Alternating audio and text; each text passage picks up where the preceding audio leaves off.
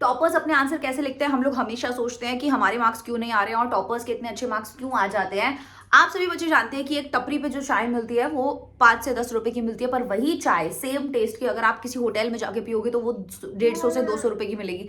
तो क्या रीजन है? कुछ ना कुछ तो रीजन होगा, वो है रीजन प्रेजेंटेशन। और आज के वीडियो में मैं बात करने वाली हूँ पेपर प्रेजेंटेशन की, कि कैसे एक टॉपर बच्चा जो है वो अपना आंसर लिखता है। और आज का ये वीडियो जो है उसी टॉपर बच्चे के आंसर शीट का है। मैं आपको दिखाऊंगी कि कैसे उसने आंसर्स को भी लिखा है, क्या क्या चीजें हैं जो हम नहीं करते वो मेंशन करते हैं। स्टार्ट करते हैं। सबसे पहला मिथ इसने तोड़ दिया है कि हमें हमेशा सेक्शन ए से शुरू करना होता है। ऐसा नहीं है, आप इसकी आंसर शीट को देख सकते हो। इसने अपना आंसर राइटिंग सेक्शन सी से शुरू किया है, विच इज लिटरेचर वाले सेक्शन से शुरू किया है। इसके पीछे का रीजन सिंपल सा है, मैं भी बच्चों को बोलती हूँ कि इसका वेटेज बहुत ज्यादा होता है लिटरेचर वाले सेगमेंट का।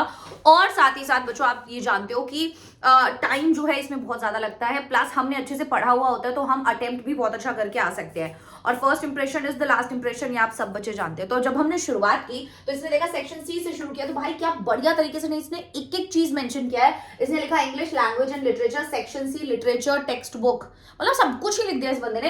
एंड आंसर 6B, अब इसने आंसर 6 और B सब मेंशन किया है। तो क्वेश्चन नंबर सही मेंशन करना बहुत जरूरी है, सिर्फ आंसर 6 नहीं लिख सकते। इसने बोला कि यार आंसर नंबर 6 का ना मैं B वाला पार्ट करूंगा, B वाले पार्ट के बिना पहले मैंने फर्स्ट किया है, फिर मैंने सेकंड किया है, सेकंड का जो आंसर है वो C है तो मैंने वो भी मेंशन किया है।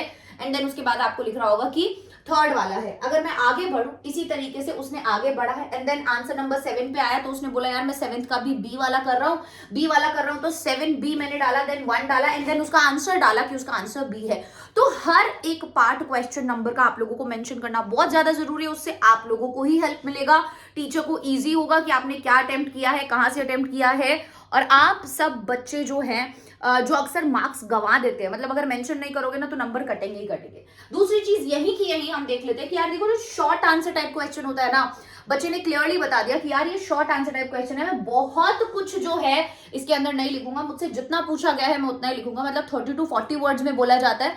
तो मैंने आपको बोला है कि जब भी जो चीज 30 to 40 वर्ड्स में है, समझ जाओ कि 3 से 4 लाइन जो है वो आप लोगों को लिखनी है, ठीक है। 30 to 40 बोला गया, अरे यार कोई बात नहीं, समझ जाना। 30 to 40 बोला गया, दैट मीन्स 3 to 4, 50 to 60 बोला गया, 5 to 6, 100 to 120 बोला गया, 10 to 12 लाइन्स। ऐसे आप लोगों का बिल्कुल मेंटेन रहता है वर्ड लिमिट और आपका टाइम भी वेस्ट नहीं होता। तो ये चीज हमने यहाँ पर देखी। अब इसी आंसर के अंदर अगर हम एक और चीज देखें बेटा तो वो ये है कि आपने अंडरलाइन देखो क्या बढ़िया तरीके से इसने किया है, ठीक है ना, कि from the above context one inference that can be stated about any is that. सीधा लिखना शुरू नहीं किया इसने, क्वेश्चन का पार्ट उठाया और उसके बाद अपना आंसर दैट के बाद शुरू किया कि she loved her grandmother, point number 1, and shared a deep bond, point number 2, with her, thus Annie was a loving granddaughter। ठीक है, तो यहां पर आप एक चीज मेंशन कर दो कि भाई ये 3 चीजें हैं जो मैंने यहां पर लिखी हैं। आप टीचर को पहले ही बता देते हो कि ये इंपॉर्टेंट है। अभी आप तीसरी चीज पे ध्यान दोगे तो कोई तरीके के इसने ना पेन यूज नहीं किया कि आपको लग रहा है कि ब्लैक व्हाइट है ना, मतलब ब्लू रेड नहीं करे, सिर्फ एक पेन यूज किया है, वो है ब्लू पेन इसने यूज किया है। अब मैं आगे आप लोगों को एक चीज और दिखाऊंगी, जैसे जैसे आप आगे बढ़ते जाओगे आप इनका आंसर राइटिंग देखते जाओ कि कैसे हर जगह अंडरलाइन करके इन्होंने लिखा है। प्लस इन्होंने ना चैप्टर्स में से भी कोट किया है चीजों को, जैसे all his young days into the harbour, the ball poem से आप देख सकते हो कि कैसे इन्होंने एक पूरा लाइन जो है वो कोट कर दिया। तो आप भी ये चीजें कर सकते हैं। आप जब अपने लॉन्ग आंसर टाइप क्वेश्चंस याद कर रहे हैं तो आप भी कुछ अच्छे अच्छे कोट्स याद कर सकते हैं, मतलब कुछ अच्छी लाइंस याद कर सकते हैं उन्हीं पोएम से या उन्हीं चैप्टर्स से जो फेमस है, और उन्हें कोट करके लिख सकते हैं। तो उससे भी आपको अच्छे खासे मार्क्स जो है वो मिल जाते हैं। उसके बाद आप लंबा आंसर भी देखोगे तो बच्चे ने बहुत ही प्यारी तरीके से वर्ड लिमिट को फॉलो करते हुए अपना काम किया है। दोनों साइड जो है आंसर शीट पे हमें लाइंस भी देखने के लिए मिल रही हैं। तो अब यहां पर जैसे हमने बताया कि आप लोगों को वर्ड लिमिट फॉलो करते हुए कैसे अपना आंसर मेंटेन करना है। अब एक आंसर से दूसरे आंसर के बीच में अगर आप लोग गैप देखोगे बच्चों तो 2 लाइन का गैप आपको क्लियरली दिख रहा है। 2 लाइन का गैप आप लोगों को क्लियरली दिख रहा है। तो ऐसा नहीं है कि इसके बाद जस्ट नीचे से ही स्टार्ट कर दिया। अगर आप चाहो तो लाइंस भी खींच सकते हो, बट उसमें टाइम लग जाता है। अगर नहीं चाहते हो तो इस तरीके से 2 लाइन का गैप देख दो, जिससे नीट एंड क्लीन लगता है। अब तक इसने कहीं पर भी काटा पीटी कुछ भी नहीं किया है, उससे भी आंसर शीट बहुत ज्यादा इंप्रेसिव लगता है। आफ्टर दैट अगर मैं बात करूं, जैसे आंसर नंबर 8 का फर्स्ट इन्होंने किया है और यहाँ पर इन्होंने अभी डस्ट ऑफ स्नो के बारे में कंप्लीटली जो है यहाँ पर बताया है। तो आप देखोगे इसने सबसे पहले मेंशन किया पोयम का नाम और उसके बाद इन्होंने मेंशन किया है राइटर।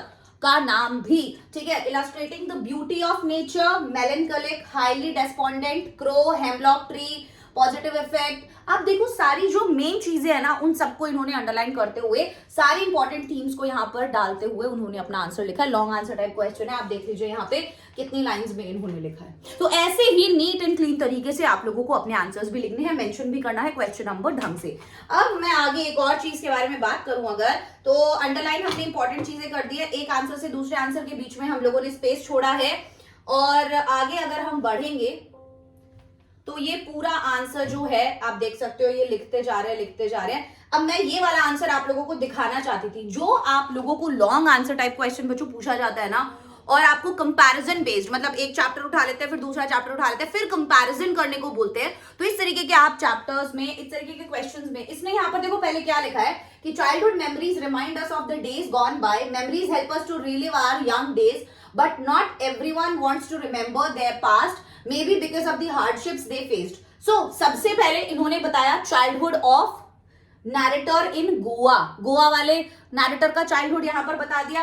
फिर इन्होंने बताया चाइल्डहुड ऑफ नेल्सन मंडेला। तो दोनों के चाइल्डहुड को कंपैरिजन करने के लिए बात दिया जा रहा था ना, तो पहले इन्हें चाइल्डहुड मेमोरीज के बारे में लिखा, फिर इसने लिखा नैरेटर जो गोवा वाले थे उनके बारे में, फिर इसने लिखा नेल्सन मंडेला के बारे में, और उसके बाद बहुत प्यारे तरीके से यहां पर कंपैरिजन लिखकर दोनों को कंपेयर कर दिया। तो आप तरीका देखिए, यही होता है कि आपने भी तैयारी करी, आपको भी नेल्सन मंडेला आता था, जो टॉपर है उसको भी आता था, पर उसने किस तरीके से अपने आंसर को प्रेजेंट किया है, ये ही एक बहुत बड़ी चीज है। मुझे लगता है आप लोगों को सीखनी जरूर चाहिए इस वाले आंसर से कि कैसे आपको कंपैरिजन बेस्ड क्वेश्चंस को अटेम्प्ट करना है। ऐसे अगर आपसे थीम से रिलेटेड कोई भी या दो कैरेक्टर्स अलग अलग है उनसे रिलेटेड पूछा जाता है, तो आप पहले पहला कैरेक्टर बताइए, देन दूसरा बताइए, देन उसका कंपैरिजन डालिए, ठीक है। तो आंसर अच्छा खासा आपका लंबा ऑटोमेटिकली हो जाएगा, वर्ड लिमिट भी आपका पूरा हो जाएगा और आपको अच्छे मार्क्स भी मिलेंगे। मतलब आई वाज रियली इम्प्रेस्ड, यार जबरदस्त आंसर इस बच्चे ने अटेम्प्ट जो है वो किया है। तो ये थी तीसरी चीज। उसके बाद हम आ जाते हैं रीडिंग स्किल्स के ऊपर। रीडिंग स्किल्स के ऊपर पहला क्वेश्चन बच्चे बहुत सी बार पूछ लेते हैं कि मैम क्या हम लोगों को क्वेश्चन भी लिखना होता है क्या, कि नहीं लिखना होता, हमें डायरेक्ट आंसर्स ही लिखने होते हैं। तो उसने क्लियरली फिर सेक्शन मेंशन किया, सेक्शन मेंशन करने के बाद उसने बताया कि आंसर नंबर 1 है और फर्स्ट का आंसर नंबर 1 है, और फिर ए और बी सब कुछ मेंशन कर दिया। जिसमें था आंसर 2 उसने सीधा ऑप्शन नंबर डी डाल दिया, आंसर 3 सस्टेनेबल डेवलपमेंट। अब आप देखिए कि जितना एक लाइन का आंसर मांगा है तो उसने एक लाइन का ही दिया है, 2 का है, यहां पर भी आप देख लीजिए। तो हर एक चीज में वर्ड लिमिट बच्चे ने बहुत अच्छे से मेंटेन किया है, ठीक है ना।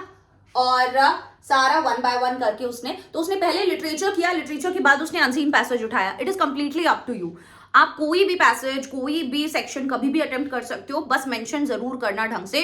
पहले आप लिटरेचर कीजिए, लिटरेचर के बाद मैं तो बच्चों को स्पेशली बोलती हूँ कि आप लोगों को ग्रामर वाला पोर्शन जो है जल्दी से खत्म कर देना चाहिए, और जो आपका फिर राइटिंग वाला सेक्शन होता है उसके अंदर भी हम लोगों को फॉर्मेट वगैरह अच्छे से अगर हम करके गए होते हैं तो ज्यादा टाइम नहीं लगता है।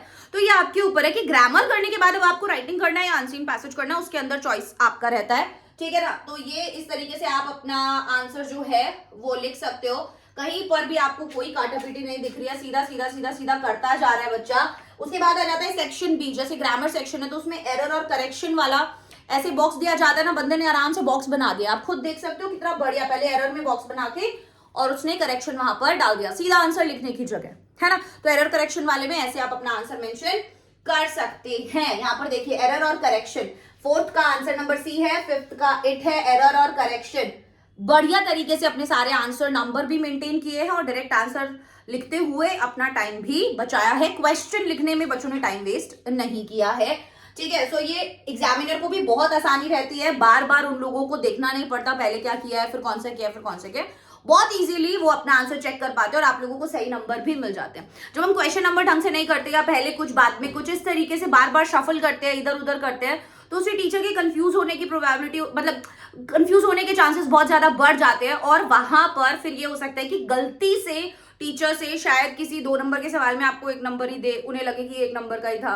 तो इस वाली चीज से हम बच सकते हैं, ठीक है। आफ्टर दैट ये पूरा पेपर है जो उस बच्चे ने अटेम्प्ट किया है, ठीक है। जैसे यहाँ पर आप देख सकते हो लेटर राइटिंग का ये क्वेश्चन है। अब बच्चे हमेशा बोलते हैं कि मैम क्या हम लेटर राइटिंग जो है वो एक पेज में ही खत्म करना जरूरी है, जस्ट अ मिनट, वो एक पेज में ही खत्म करना जरूरी है? नहीं, वो एक पेज में खत्म करना जरूरी नहीं है क्योंकि वो आएगा ही नहीं। यहाँ पे प्रॉपर उसने सेंडर्स एड्रेस लिखा, देन एक लाइन का गैप दिया, देन डेट लिखा, देन एक लाइन का गैप दिया, देन डेजिग्नेशन लिखा, देन पूरा एड्रेस लिखा, देन एक लाइन का गैप दिया, देन सब्जेक्ट लिखा, देन एक लाइन का गैप देके सॉरी मैम उसने लिखा है। तो ये वाला पार्ट केवल इतने में ही डाल दिया उसने, और उसके बाद नेक्स्ट वाले पार्ट में उसने पूरा का पूरा स्ट्रक्चर के साथ लिखा है। इसमें एक चीज मुझे थोड़ी सी लगी कि इसको थोड़ा सा पैराग्राफ में तोड़कर लिखना चाहिए था, वो इसने नहीं लिखा है, बट वो लिखा इतने बढ़िया तरीके से है कि कोई मार्क्स काट भी नहीं सकते हैं आपके। ठीक है, तो इस तरीके से आप मेंशन कर सकते हैं thanking you yours truly Saumya. तो आप एक पेज में तो नहीं लिख सकते इसका, तो बल्कि 2 पेजेस में आया। ठीक है, 3 में इनफैक्ट स्टार्टिंग वहां से किया, देन एक पेज और आया, देन ये आया। तो कभी भी लेटर को आप एक ही चीज में घुसाने की कोशिश प्लीज मत कीजिएगा। ओके देन आगे बढ़ जाते हैं। यस, तो ये थी कुछ इंपॉर्टेंट बातें जो इस बच्चे ने मतलब की हैं, और मुझे लगा कि बच्चों के साथ शेयर करना बहुत ज्यादा जरूरी है। पूरे थ्रू आउट दी पेपर आप देख सकते हो हर जगह इसने चीजों को अंडरलाइन जरूर किया है, तो आप लोग भी ये चीज मत भूलिएगा। बस लेटर के अंदर कुछ भी अंडरलाइन मत कीजिएगा। बच्चे अक्सर ये बात भी पूछते हैं क्या मैम हमें लेटर के अंदर भी अंडरलाइन करना है? लेटर के अंदर आपको कुछ भी अंडरलाइन करने की जरूरत नहीं है।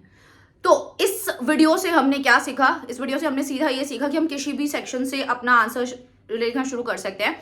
हम लोगों को काटापीटी नहीं करनी है। आप देख सकते हो इसके पूरे पेपर के अंदर ग्रामर और स्पेलिंग मिस्टेक्स नहीं है, जिसकी वजह से आंसर शीट बहुत नीट एंड क्लीन लग रही है। और ऐसे बच्चे को हम पूरे में से पूरे नंबर नहीं देंगे तो फिर किसको देंगे? मतलब इस बच्चे को पूरे में से पूरे नंबर नहीं मिलेंगे तो किस बच्चे को मिलेंगे? कंपैरिजन बेस्ड क्वेश्चन मैंने आपको बताया कि किस तरीके से आपको अटेम्प्ट करने चाहिए हैं। अंडरलाइन आप बाकी सब चीजों में कीजिए, बट लेटर के अंदर आप अंडरलाइन मत कीजिएगा। लिटरेचर वाली चीजों में आप अंडरलाइन कर सकते हैं। हर एक आंसर के बाद, एक आंसर से दूसरे आंसर के बाद आपको प्रॉपर गैप देना बहुत ज्यादा जरूरी है। अलग अलग तरीके के पेन जो है आप बिल्कुल भी यूज नहीं करेंगे।